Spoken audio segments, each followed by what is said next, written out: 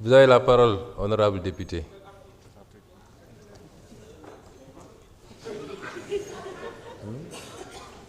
Oui, oui.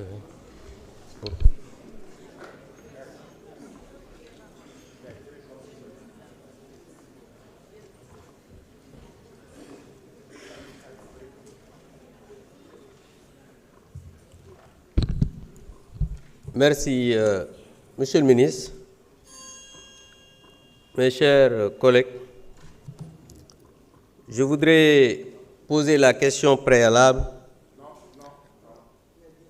Et la question préalable, c'est le cours des discussions générales. C'est pas vrai.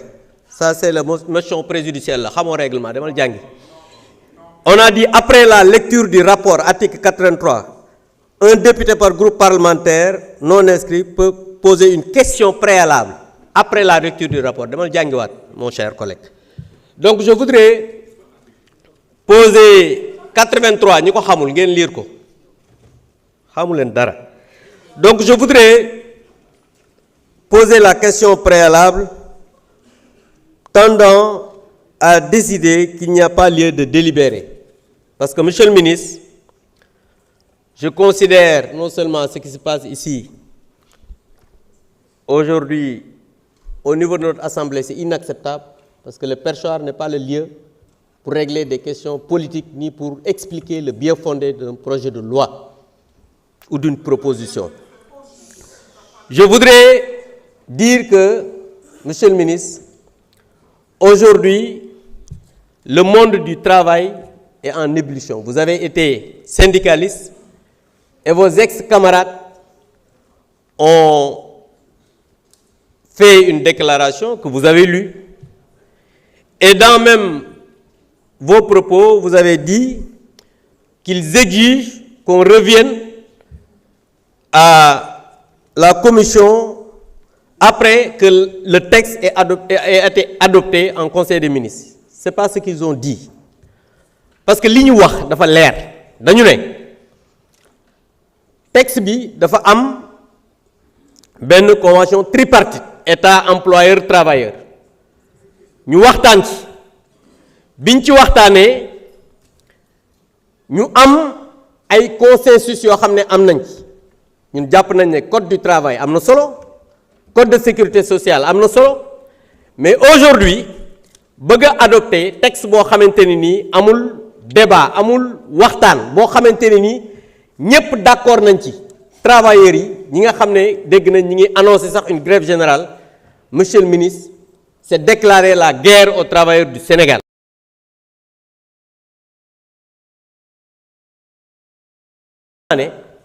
waroon nañ balaa ñuy adopté texte bu am solo nii mu am ay waxtaan.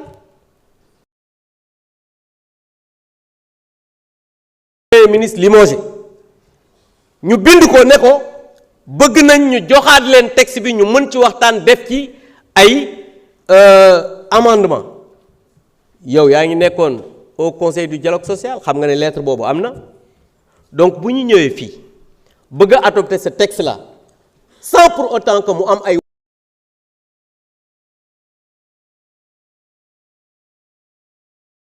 ci jafe-jafe yi ñu nekk suñu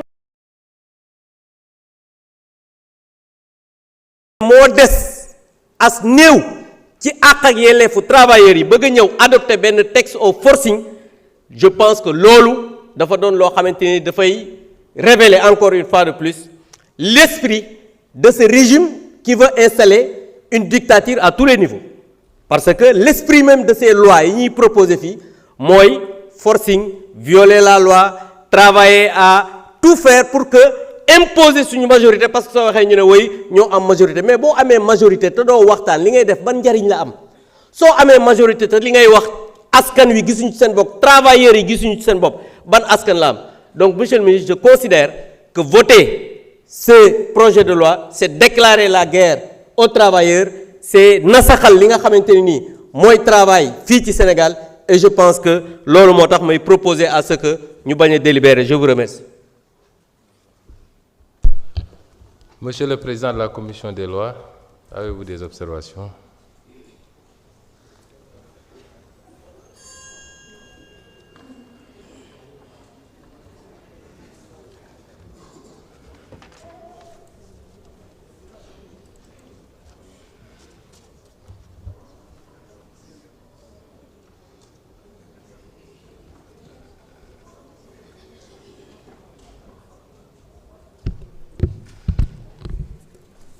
Je vous remercie, Monsieur le Président de l'Assemblée nationale, Monsieur le ministre de la fonction publique du Travail et de l'Emploi, Monsieur le ministre en charge des relations avec les institutions, chers collègues.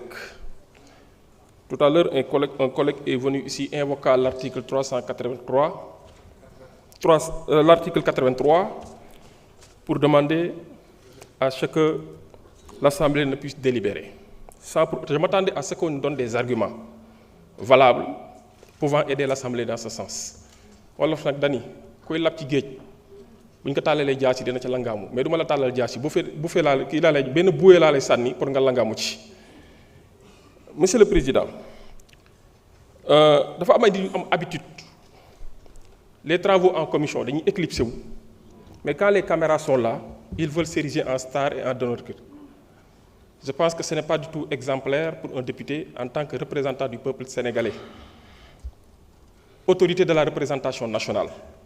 Quand c'est sérieux, ce n'est pas seulement la plénière, c'est les travaux en commission où effectivement on discute de tout afin d'améliorer qualitativement et quantitativement le texte. Alors, Monsieur le Président, moi je voudrais formuler une demande. Conformément à l'article 84 du règlement intérieur. Mais auparavant, vous me permettrez, Monsieur le Président, de faire un petit rappel. Parce que les gens parlent de coproduction pour essayer de l'assimiler à la concertation. Concertation et coproduction, c'est deux choses différentes. Je pense que les concertations ont eu à débuter, pour ce qui est de ces deux textes, les concertations ont eu à débuter depuis 2022. J'allais même dire en 2021, avec le comité d'évaluation de ces deux textes. Et je parle bien de 2021 et 2022. Monsieur le Président, à la suite de l'installation de ce comité d'évaluation, un rapport d'évaluation a été partagé auprès des différents partenaires sociaux. Et également la mise en place d'un comité de pilotage tripartite composé du gouvernement, du patronat et des travailleurs, des syndicats. C'est important de le rappeler parce que ça, c'est de la concertation. Alors, un autre comité a été mis en place. C'est le Conseil consultatif national du travail et de la sécurité sociale, composé des membres du gouvernement, des représentants du gouvernement, des syndicats, du patronat, de l'Assemblée nationale, du ministère de la Justice et de la Cour suprême. Par la suite, il y a eu effectivement transmission de ces deux projets au niveau des structures habilitées, à savoir le secrétariat général du gouvernement, qui a des entités qui ont eu à travailler sur ces textes. Mais, Monsieur le Président, je voudrais